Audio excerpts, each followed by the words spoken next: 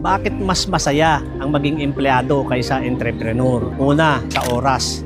Sa oras pa lang, pag ikaw ay empleyado, fix lang yung oras mo. Papasok ka ng alas 8, uwi ka ng alas 5. Pag ikaw ay entrepreneur, walang oras. Hindi mo alam kung anong oras ka papasok. Hindi mo rin alam kung kailan matatapos yung negosyo mo.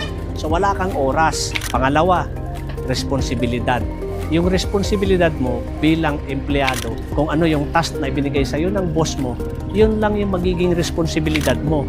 Samantalang pag ikaw ay entrepreneur, responsibilidad mo lahat mula sa pagbukas hanggang pagsara. Yung risk, pag ikaw ay empleyado, ang risk mo lang ay yung mga task na naibigay sa iyo.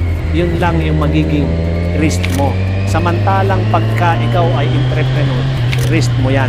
Pwede kang malugi, pwede kang mawalan ng hanap buhay mula sa empleyado hanggang sa pagpapatakbo, risk mo yan.